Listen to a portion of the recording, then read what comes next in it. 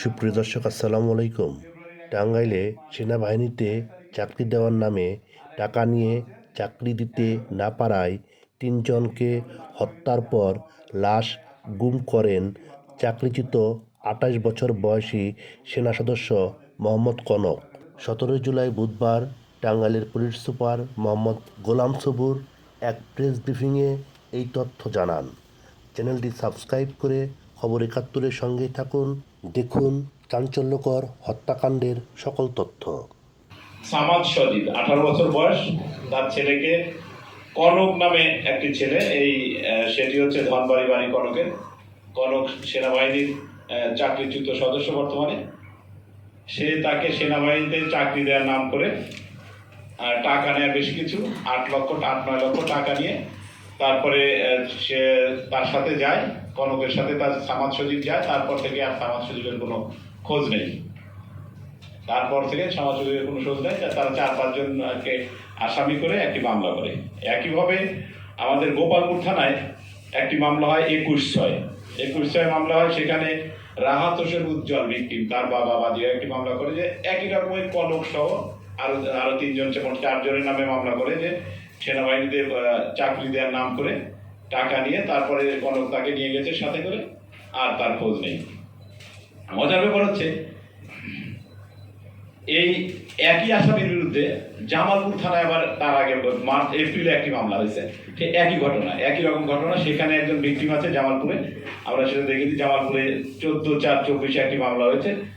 সেই ভিকটিমের নাম হচ্ছে রাহাত হোসেন উজ্জ্বল, তারও বয়স একই রকম 18 বছর। তাকেও এই কনক চাকরি দেওয়ার নাম করে টাকা নিয়ে তারপরে রাহাত হোসেন উজ্জ্বলের বাবা টাঙ্গাইল এসে বাইপাসে কনকের হাতে রাহাত হোসেন উজ্জ্বলকে তুলে দিচ্ছে, চাকরি দিল। তারপর থেকে আর কোনো খোঁজ নেই। আমাদের যখন 2টি মামলা হলো, একটি হচ্ছে ঘাটাইলে আর একটি গোপালপুরে, তখন আমরা এই মামলাটা নিয়ে কাজ শুরু করলাম। তারা 2টি মামলাতেই যখন মূল আসামি কনককে আমরা খুঁজতে থাকি। কনককে খুঁজতে থেকে জানতে পারি যে কনককে ইতিমধ্যে জামালপুরে, যেহেতু আগে মামলা হয়েছে, জামালপুর থেকে তাকে গ্রেপ্তার করা হয়েছে। জামালপুরের পুলিশ তাকে গ্রেপ্তার করেছে। তারপরে সে এখন জেল হাজতে আছে।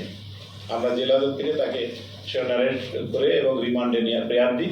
আদালত আমাদের রিমান্ড মঞ্জুর করে এবং রিমান্ডে নিয়ে আসি আমরা গত 16 তারিখে। রিমান্ডে নিয়ে আসার পরে তারে আমরা ব্যাপক জিজ্ঞাসাবাদ করি। জিজ্ঞাসাবাদ করার গত রাত্রে মধ্যরাতের পরে সে আমাদের কাছে স্বীকার করে সে কি ঘটনা ঘটিয়েছে। সে যেটি বলে সেটি হচ্ছে, সে এই 3 জন ব্যক্তির কাছ থেকেই, সামাদ সজিব, আতিক হাসান আর রাহাত উজ্জ্বল, এই 3 জনের ফ্যামিলির কাছ থেকেই 24 লক্ষ টাকা নেয় তাকে সেনাবাহিনীতে চাকরি দেওয়ার নামে। কিন্তু চাকরিটা দিতে পারে না।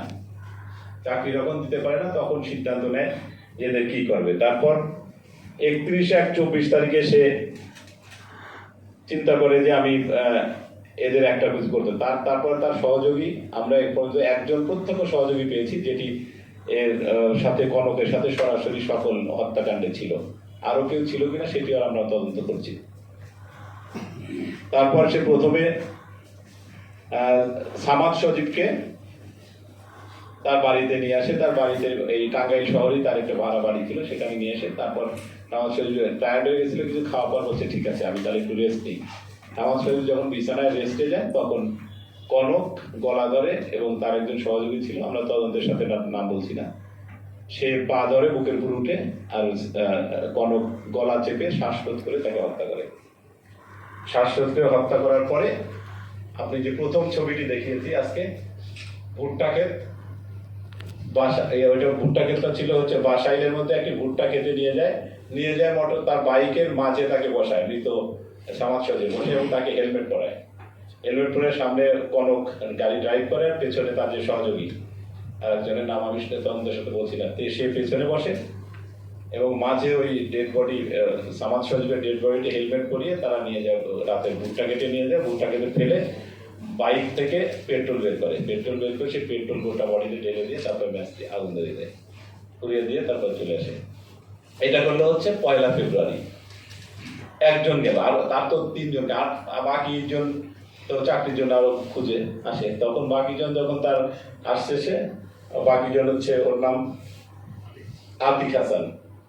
আতিক হাসানকে তার বাবা এসে বলছে যে আমার ছেলেকে চাকরি দিবা, টাকা পয়সা দিয়ে যাও।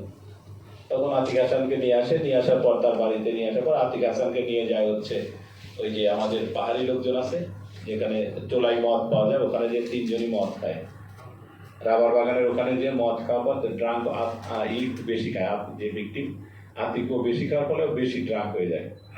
তখন তারা রাবার বাগানের ভেতরে নিয়ে যায়, ওই ড্রেনের পাশে ওখানে ফেলে তারা একই রকমভাবে গলা চেপে, সে তো ড্রাঙ্ক অবস্থা ছিল, একজন গলা চেপে ধরে আরেকজন পা বুক চেপে ধরে তাকে হত্যা করার পর একই রকমভাবে রাবার বাগানের ওখানে রেখে বাইক থেকে পেট্রোল বের করে আর সেটি আবার আগুন দিয়ে তাকে পুড়িয়ে দেয়। সেকেন্ড ছবি যেটি দেখেছি। এরপরে তারপর 3রা মার্চ 3 তারিখেই আবার যে লাস্ট যে জামালপুরে যে মামলাটি হয়েছে, রাহাত উজ্জ্বল, ও আমাদের যেটি বলেছে রাহাত উজ্জ্বলকে নিয়ে তারা তার বাড়িতে একই রকম বাড়িতে নিয়ে এসে তাকে গলা চিপে হত্যা করার পর বাইকে করে একই রকমভাবে উঠায় নিয়ে যায়।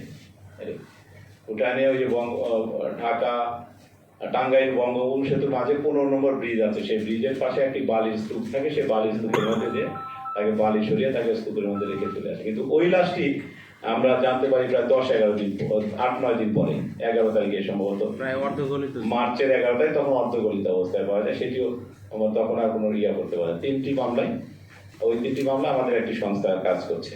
এখন এই যে কনক কিন্তু সে এই টাকাটি 24 লক্ষ টাকার মধ্যে সে 9 লক্ষ টাকা তার সহযোগীদের তাকে দিয়েছে এবং বাকি টাকা সে নিয়েছে। এবং এই টাকাটি সে সবই হচ্ছে জুয়া, অনলাইনে জুয়া খেলে হেরেছে তার কথা। এইখানে দেখেন, আমি বলতে চাই যে সমাজে যারা এই যে মনে করে যে টাকা হলেই চাকরি হয়, চাকরি কিন্তু টাকা দিয়ে হয় না।